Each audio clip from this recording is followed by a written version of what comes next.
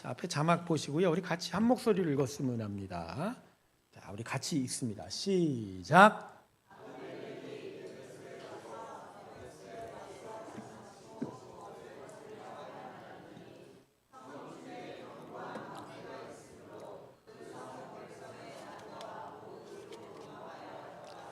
문을 잠그고 망대 꼭대기로 올라간지라. 아비멜렉이 망대 앞에 이르러 공격하며 망대의 문에 가까이 나가서 그것을 불사르려 하더니 한 여인이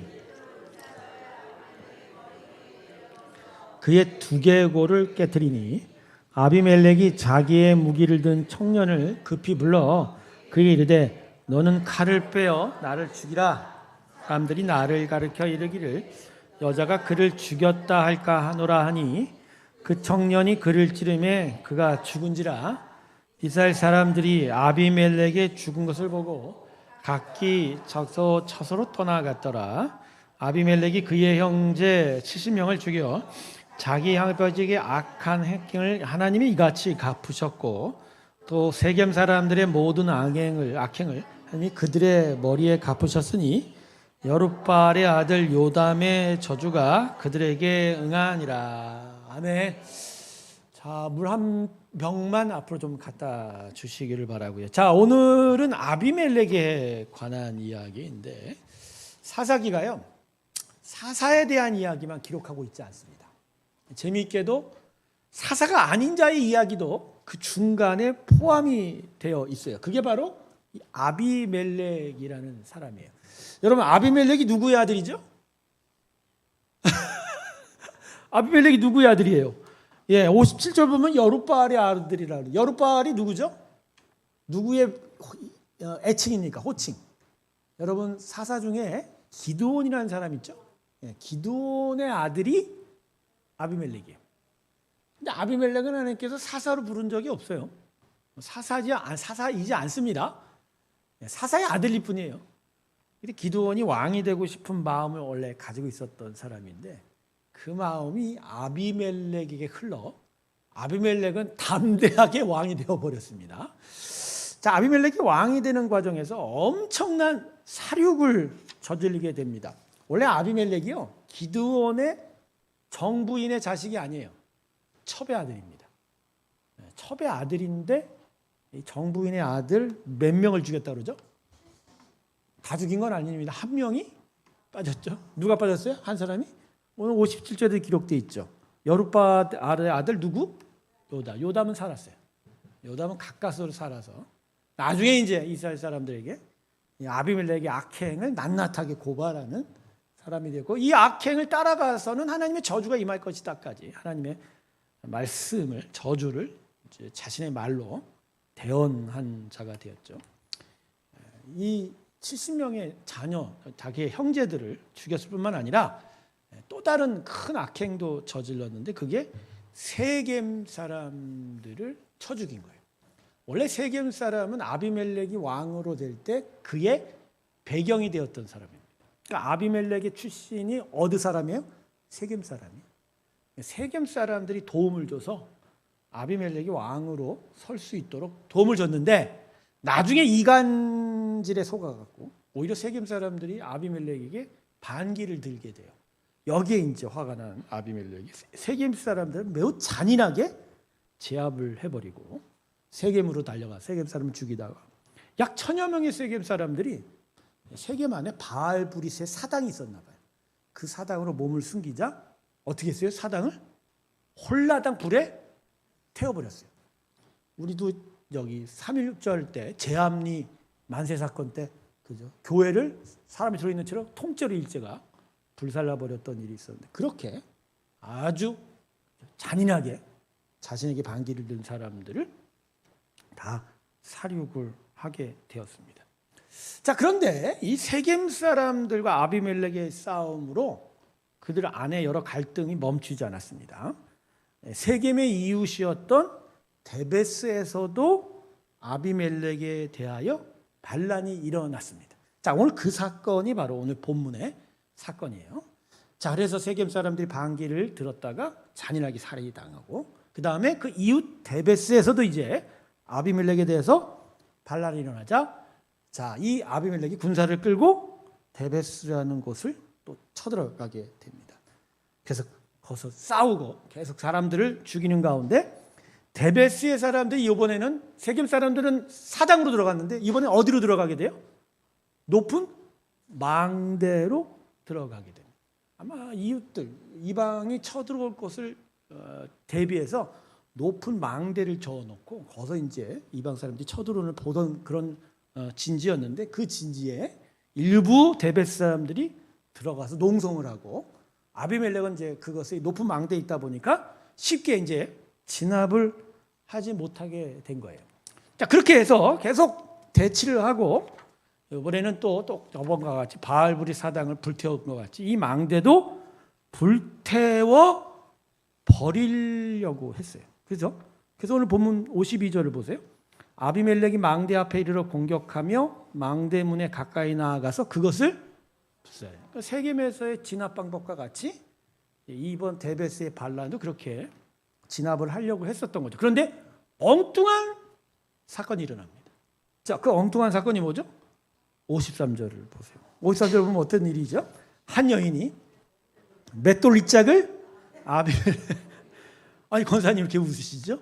네, 머리 위에 내려던져 그의 두개골을 깨뜨렸다.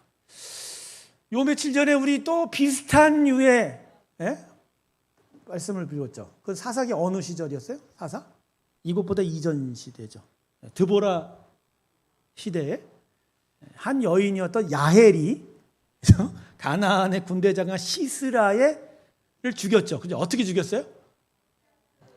장막에 말뚝을 가져다가 관자놀이에 대고 몽둥이로 때려갖고 머리를 꿰뚫어.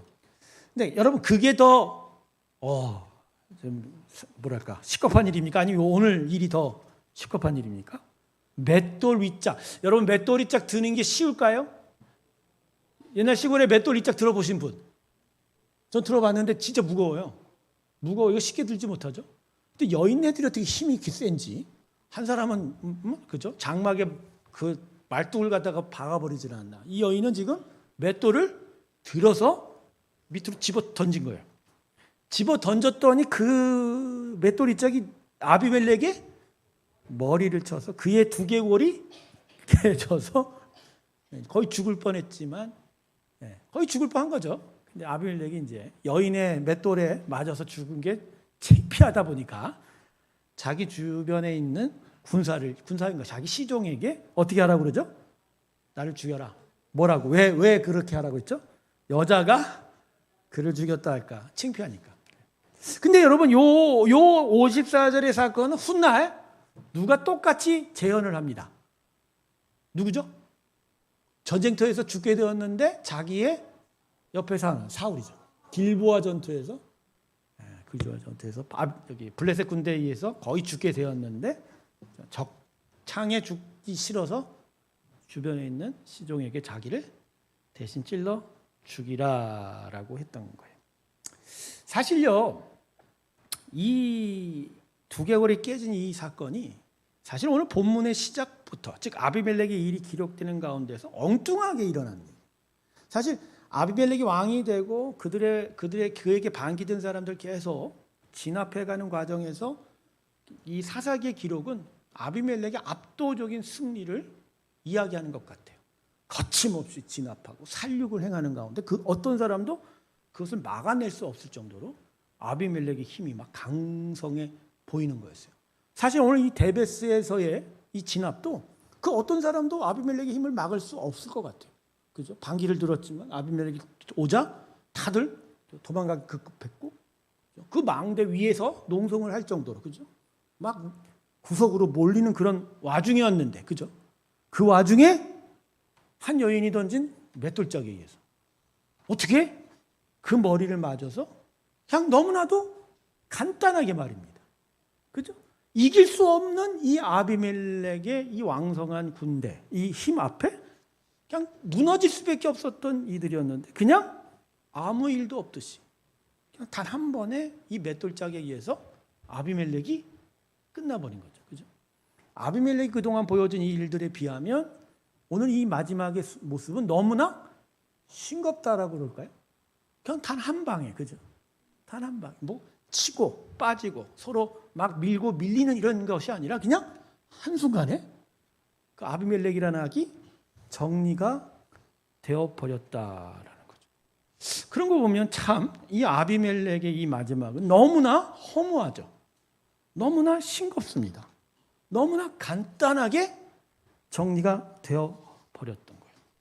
하지만 우리의 눈에는 이렇게 간단하게 정리가 되어 버린 것 같지만 이 일에 대해서 하나님은 다르게 말씀하고 있습니다. 그냥 싱겁게 아무 일 없듯이 끝난 게 아니라는 거죠. 자, 오늘 본문 56절을 보세요. 57절 다 같이 한번 읽어볼까요? 시작.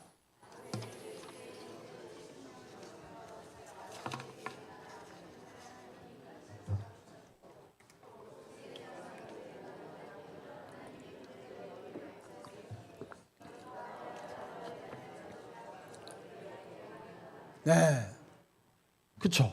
이 52절하고 53절을 보면 그냥 뜻하지 않게 어떻게 보면 한 여인이 그냥 아주 그냥 대충 던진 것 같았는데 거기에 어떻게 잘못 맞아갖고 그냥 아비멜렉이 허무하게 죽었다 이렇게 생각이 되지만 이 모든 사건에는 하나님의 뜻이 이루어짐이 있었다. 다시 보세요. 56절. 아비멜렉이 이렇게 죽은 것은 첫 번째 그의 형제 70명을 죽인 죄에 대한 하나님의 뭐라고요? 심판인 거죠. 그죠? 그 무지막지하게 한 곳에 자기의 형제들을 초청해서 그죠? 친선을 가장한 호의를 가장한 함정을 파놓고 거기서 무자비하게 70명을 죽여버린 것에 대한 하나님의 뭐라고요? 심판. 그 죄의 보응이 일어난 거예요. 그러니까 한 여인은 그냥 아무렇지 않게 맷돌짝을 던진 것 같아도 그거는 하나님의 그죠? 정의로운 행위였다. 또 57절 보세요. 그것뿐만 아니죠. 세겜 사람들의 모든 악행을 하나님이 그들의 머리에 이건 이제 이 아비멜렉이 죽음이 아니라 그 전에 아비멜렉에 의하여 세겜 사람들이 죽었는데 제가 처음에 그랬죠. 세겜 사람들이 아비멜렉이 왕이 될 때 배경이 됐다고 그러잖아요. 그 정의롭지 못한 하나님의 뜻에 반역한 하나님께서 원치 않으신 일들을 오히려 행한 그들의 부정한 일들에 대해서 하나님이 세겜 사람들이 죽게 만드신 그 심판이 바로 이 아비멜렉의 이 일들 속에 들어가 있다라는 거죠. 그리고 이 모든 일은 마지막 보세요. 여룻바알의 아들 요담의 저주가 그들에게 이거는 요담의 저주가 아니라 요담의 입을 통해서 하나님이 이미 선포하신 일이 이제 이루어졌다. 그러니까 오늘 이 데베스에서 엘리멜렉이 아비멜렉이 죽은 건 우연이 아니에요.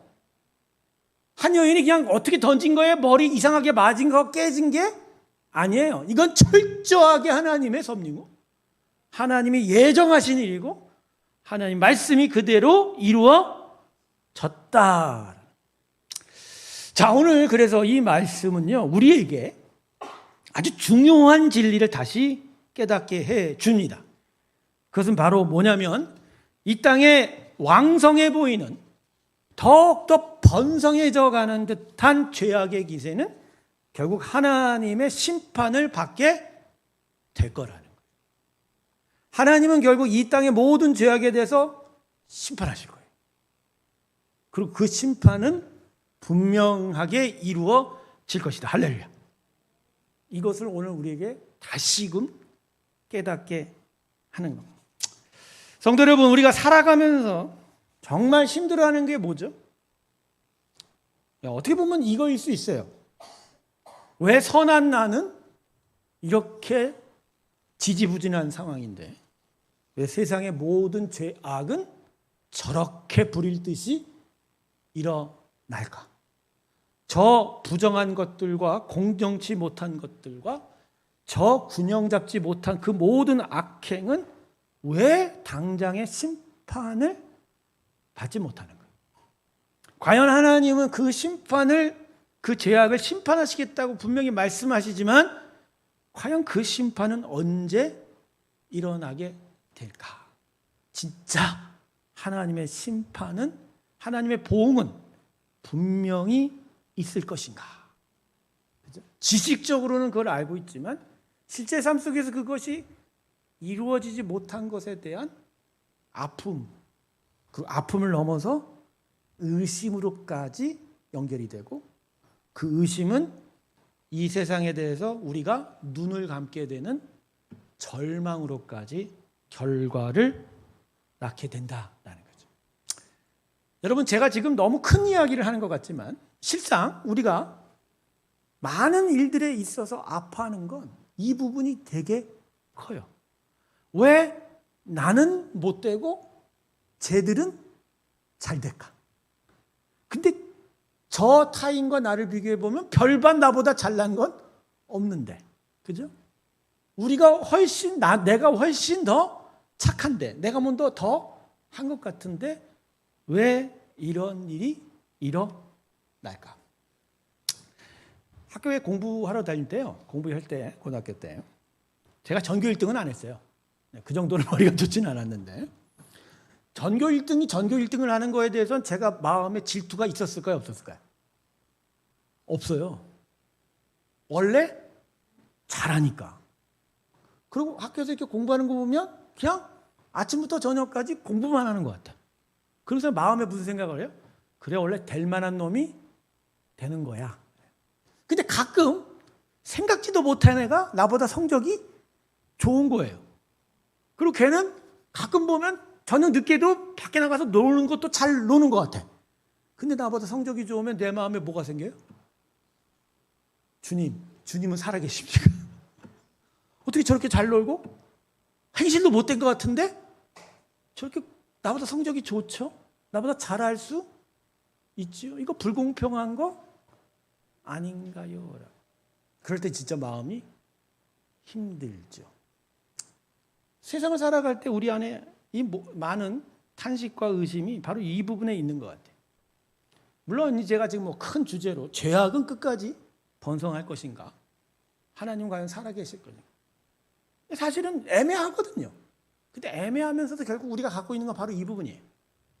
뭔가 나는 잘하는 것 같은데 저 세상과 저 사람들은 어떻게 저렇게 악한 일을 행하고도 그렇게 잘 살 수 있을까라는 거죠. 이 부분에 대해서 오늘 하나님께서 다시 한번 말씀해 주는 거예요. 여러분, 아비멜렉의 당시에 이스라엘 사람들이 이 아비멜렉의 폭정과 계속되는 사륙에 대해서 어떤 생각을 품었을까요? 처음에 아비멜렉이 왕이 될 때는 글쎄요, 그렇게 악한 것 같지는 않고, 물론 자기 형제들을 그렇게 도륙을 했지만 그건 권력의 싸움이고 어떤 사사들보다 잘하겠지. 또 저 사람은 그 유명한 기드온의 아들 아닌가? 기드온을 닮아서 잘할 수 있겠지. 아마 그랬을지도 몰라요. 근데 시간이 지나면 지나면수록 이 아비멜렉이 일어나는 일은 끝없는 사륙이에요.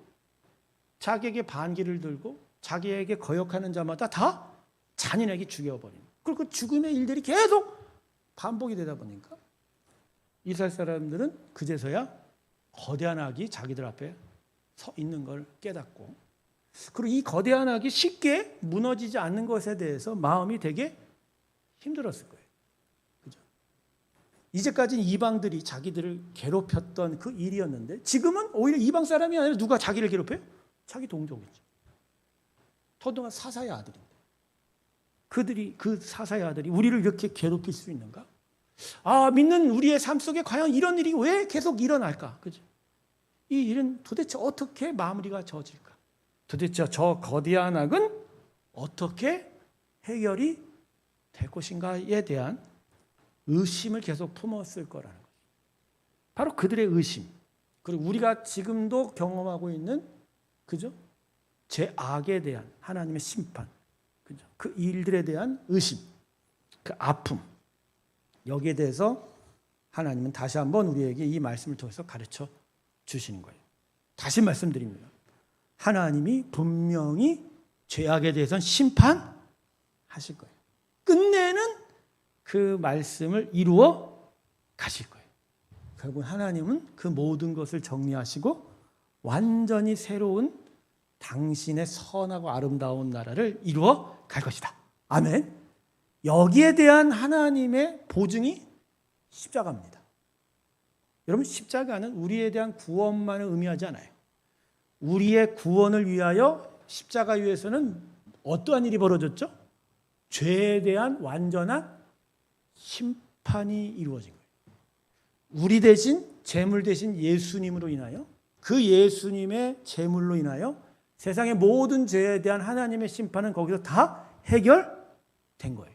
그러니까 여러분 십자가를 보실 때는 그 안에 어떤 메시지가 있는지를 깨달아야 돼요. 하나님이 나를 사랑하시는구나 정도가 아니에요. 나를 사랑하기 위해서 십자가에서 뭐가 깨끗이 정리가 된 거예요? 죄에 대한 뭐죠? 심판이 해결이 된 거예요. 여러분 이건 우리를 용서하기 위해서 하나님이 자기 아들을 죽이셨다 이 정도로 끝나는 게 아니에요. 그 반대편에는 하나님은 결코 죄에 대해서 가만히 있지 않는다는 거예요. 우리의 사랑도 중요하지만 그 사랑의 반대편에는 뭐가 있어야 돼요? 죄에 대한 정리가 있는 거예요. 심판이 있는 거예요. 죄는 그 어떤 모양이라도 하나님이 용납하지 않는다는 거예요. 여러분 이러한 십자가의 하나님의 죄에 대한 생각은 당연히 이 땅에 지금도 왕성해 보이는 듯한 죄악의 기세에 대해서 하나님은 무조건 심판하시겠다고 하는 것을 깨달을 수밖에 없는 거예요. 여러분 하나님은 죄악을 혐오하십니다. 그 어떤 죄라도 혐오하세요. 그 어떤 것도 결코 원하지 않으세요. 다만 우리를 너무 사랑하시기에 그래서 아들 예수를 십자가에 대신 주셨지 결코 우리의 죄에 대해서는 우리의 영혼은 용서하시되 우리의 죄는 용납지 아니하실 거라. 결국 이러한 하나님의 죄에 대한 심판은 창세기에서도 발견됩니다. 창세기 3장 15절에 뭐라 그러죠? 여자의 후손은 내 머리를 상하게 할 것이죠. 너는 그의 발꿈치를 상하게 할 거죠. 그래서 그런지요? 오늘 그 여인이 떨어뜨린 맷돌짝은 아비멜렉의 발꿈치를 친 게 아니라 어디를 깨뜨렸어요? 이럴 때는 대가리라고 하셔도 마음이 좀 시원할 것 같아요. 그 악의 머리를 깨뜨렸다는 거죠. 그죠? 야일이라는 여인도 시스라의 가슴팍에다가 말뚝을 받지 않고 어디다 박았어요? 어디다 박았어요? 대가리에다 박았죠. 그래서 두 사건을 보면서 희한하게도 아니 가슴에다 박아도 죽는데 왜 자꾸 머리에다 갖다 박지? 이렇게 생각을 하면서 이것도 말씀의 이루어짐인가 하고 한 5분 생각해 봤던 생각이 있습니다. 그래서 여러분 오늘 본문이 우리에게 몇 가지 교훈을 가르쳐 주는데 첫 번째, 이 세상의 죄악을 보면서 낙심하면 안 된다라는 거죠. 여러분 죄악이 날뛰는 모습을 보면서 우리는 오히려 그 최후가 왔음을 기뻐해야 돼요. 여러분 세상이 점점 종말에 가까우면 가까울수록 그 죄악의 번성함은 잦아들까요? 아니면 더 불타듯 타오를까요? 타올라요? 안 타올라요? 타오른다. 더 타올라요. 그래서 성경의 예언이 맞습니다. 마지막 때가 가까울수록 그 악은 그 모습이 더 번성하는 것 같죠. 근데 여러분 악이 최후로 갈수록 그 모습이 번성하는 게 마치 그들이 정말 힘이 세지는 것처럼 느껴집니까? 하나님 이걸 감당치 못해서 그냥 방관하듯이 바라보십니까? 여러분 요새 모기들이 극성입니까? 요새부터 슬슬 이제 모기들이 깨물기 시작하는데 한여름 우리를 괴롭히는 모기가 언제 가장 극성을 부리나요? 초여름? 한여름? 언제예요? 네? 겨울이 오기 직전이에요. 진짜 그렇더라고요. 겨울이 오기 직전. 이 정도, 한 11월 정도 되면, 이 정도 되면 이제 모기 들어갔겠지 해도 어느새 방구석에서 살아 있어갖고 오히려 더 아프게 깨무는 거죠. 그죠? 그거예요, 여러분. 모기는 자신의 인생이 얼마 남지 않음을 알고 한 줌이라도 더 인간의 피를 빨아먹고자 오히려 그 마지막 때까지 기승을 부리는 거예요. 알고 있는 거예요. 자신의 시간이 얼마 남지 않았다. 죄악도 마찬가지입니다.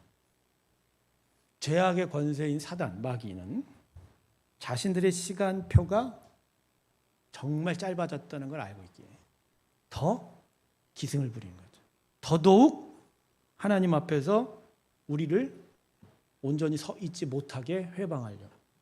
자꾸 멀어뜨리게 만들고 넘어뜨리려고 더 기승을 부리고 있는 거예요. 그러나 그건 이미 시간이 다 되었음을 의미하는 거예요.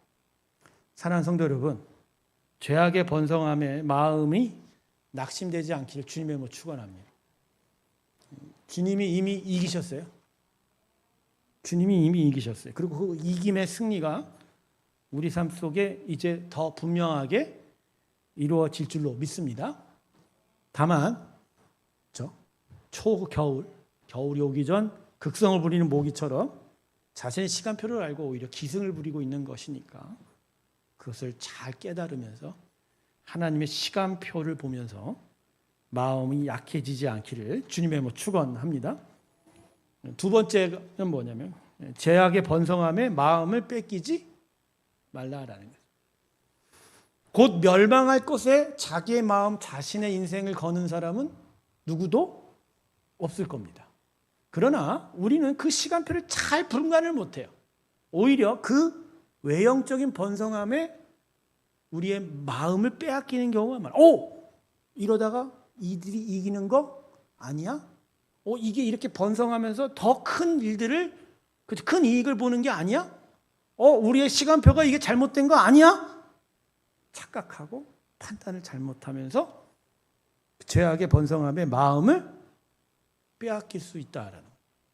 여러분, 말씀을 듣고요, 하나님의 은혜를 깨달을 때는 그렇지, 죄악에 내 마음을 팔리면 안 되지, 계속 고백합니다. 분명히 알아요.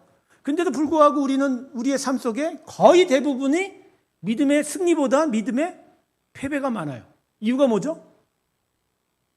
지식이 없어서요? 아니에요. 지식은 있죠. 근데 그 지식을 갖고 적용할 때 판단이 또 틀려지는 거예요. 내 안에 하나님이 성령으로 내 마음에 새기진 하나님의 진리를 붙잡지 못하고 여전히 우리는 최후 순간에 뭘 붙잡아요? 하나님의 음성? 하나님의 말씀을 붙잡습니까? 아니죠. 여전히 내 눈을 붙잡아요. 내가 느끼는 감정을 붙들어요. 이제까지 내가 의지했던 또다시 나의 경험을 붙들기 시작해요.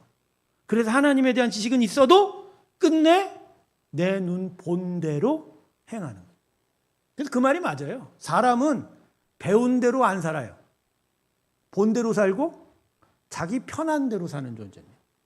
그러니까 죄악의 번성함에 우리는 마음 뺏길 수밖에 없는 연약함이 있다는 거예요. 그래서 여러분, 예수 그리스도 은혜 앞에 이 예배실과 함께 모여 하나님의 말씀을 배우는 그 순간에 내 입에서 나오는 아멘을 믿지 마십시오. 그게 내 믿음이라고 착각하시면 안 돼요. 아까도 제가 교육자들하고 회의하면서 그런 얘기했습니다. 네. 믿음은 어느 때 분별이 된다고요? 평화의 순간에는 다 장로급입니다. 우리 교인이 한 100명 넘는다고 쳐요. 이 예배당에 모이고 함께 예배할 때의 모든 100명의 성도의 신앙의 수준은 무슨 급이라고요? 최복림 목사보다 다 뛰어나요. 오히려 저를 가르치려고 들어요. 그런 건 이런 거죠. 다 이런 거죠. 맞습니다, 여러분? 그럴 때 보면 여러분의 신앙은 철통 방어, 백전배승할 것 같아요. 그런데 위기가 닥치고 어려움이 오면 여러분의 믿음의 수준은 뭐예요? 믿음이 없죠. 믿음의 수준이 아니라 믿음이 없어요. 뭘 붙드니까? 계속 뭘 보고 살아요? 눈을 보고 살아요. 자기가 본 것대로 산다니까요. 그러니까 배운 대로 안 살고 가르친 대로 행동하지 않고 계속 뭐로 행동해요? 보이는 대로. 내 마음 편한 대로. 여러분, 그러면 죄악의 번성함에 마음을 뺏겨요. 너무너무 우리는 쉽게 생각해요. 죄악의 번성이 누가 마음을 뺏겨요? 곧 멸망하는데. 맞죠? 그거 누가 몰라요? 근데 결정적인 순간에 우리는 하나님의 온전함을 붙들기보다 뭐의 마음을 뺏겨요? 죄악의 번성함을 뺏겨요. 여러분, 한밤에 나방이 전구빛을 향해 팍 달리죠. 그래서 전등빛에 막 부딪히잖아요. 우리 그거 보면서 뭐라고 생각해요? 진짜 멍청하네, 그지? 그렇죠? 그거 보면서 진짜 멍청하다고 그러죠. 근데 여러분, 그 일을 누가 하고 있어요? 우리가 안 되니까요. 그래서 여러분, 자기를 알아야 돼요. 그러니까 성도는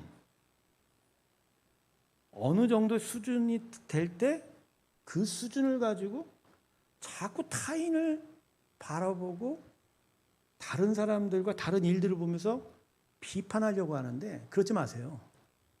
우리는 그럴 만한 자격이 없어요. 그럴 만한 내 안에 근거도 없다니까요. 자기 자신에 속지 마시기를 원합니다. 여전히 비어 있어요. 여전히 가짜일 거예요. 여전히 내 안에 진짜 하나님을 온전히 바라볼 수 있는 힘이 부족할지도 몰라요. 그래서 여러분, 편안하고 평화로울 때 자기 모습은 오히려 보지 마세요. 위기의 순간에 과연 내가 어떠한 믿음의 자세를 행할 수 있는가.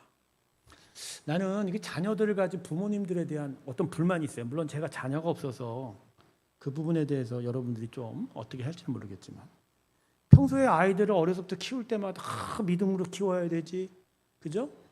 막 은혜를 키워야지, 제대로 신앙생활을 하게 하겠다고 고백을 했지만 애들이 점점 입시에 다다를수록 어떻게 변해요?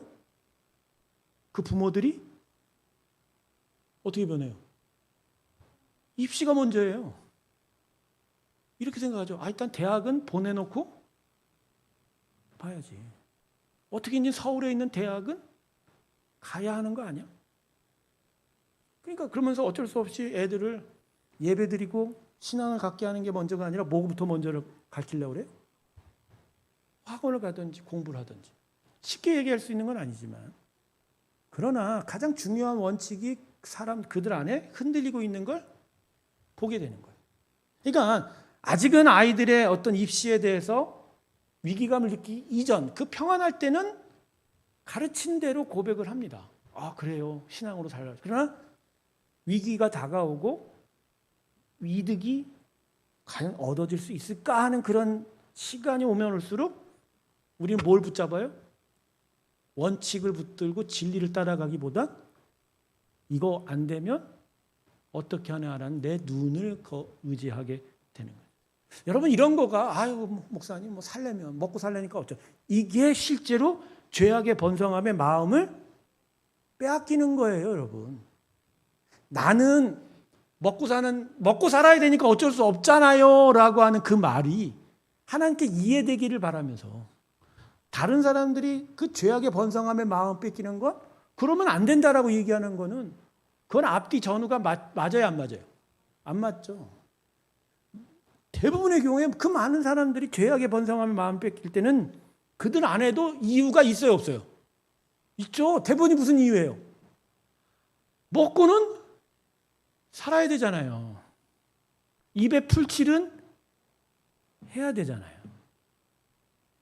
모든 사람이 다 이유가 있답니다. 그죠? 동네 뒷산에 무명의 공동묘지에 가도 무덤마다 이유는 이때매요. 다 죽을 만한 이유가 있는 건지, 억울한 이유가 있는 건지. 그래서 여러분, 하나님의 진리에 자기를 순종케 하는 게 이게 쉽지 않아요. 쉬울 것 같으면 예수님이 우리에게 좁은 길로 가라 말도 안 하셨을 거예요. 어려워요. 그렇지만 이 길 넘어요. 이 길을 통과해야 우리에게는 하나님과 함께하는 나라가 열리게 됩니다. 할렐루야. 그래서 여러분, 오늘 이 본문의 가르침이 결국 쉬운 가르침은 아니에요. 사실 죄악의 번성함은 내 마음 안에도 있거든요. 사실은 죄악의 번성함이 내 마음 안에 있는 거예요. 그러니까 그 죄악의 번성함의 마음이 상하고 하나님 이걸 왜 심판 안 하시냐고 물을 때 하나님께서 우리에게 얘기하신 너 안에도 있잖아. 사실 너가 이미 그걸 원하고 있잖아. 이렇게 말씀하실 수 있다라는 거죠. 여러분, 결국 이기십니다. 하나님께서. 이기십니다. 저는 요새 제 자신을 보고서도 또 제 자신의 삶의 내용과 또 저를 둘러싼 삶의 모든 일들을 바라보면서 깨닫는 건 겸손하게 딱 이거예요. 결국 하나님의 뜻만이 온전해진다. 그리고 우리 모두가 그랬어. 우리 모두가 그분 앞에서 겸손해야 돼요. 잘난 사람 한 사람 없고 그렇다고 정말 하나님의 믿음을 잘 지키는 사람도 한 사람 없다.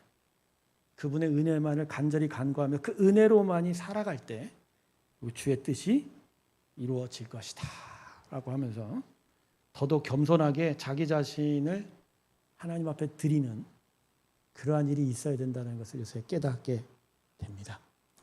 죄악이 번성해가는 시간들이 점점 더 분명해질 거예요. 그리고 그 죄악의 번성함 앞에 우리는 계속 마음을 빼앗길지도 몰라요. 너무너무 기세가 커져가니까. 그렇죠? 한국 교회가 뭐 어려워졌다고 그러는데 구조적인 문제 여러 가지 이야기를 하지만 결국 그거예요.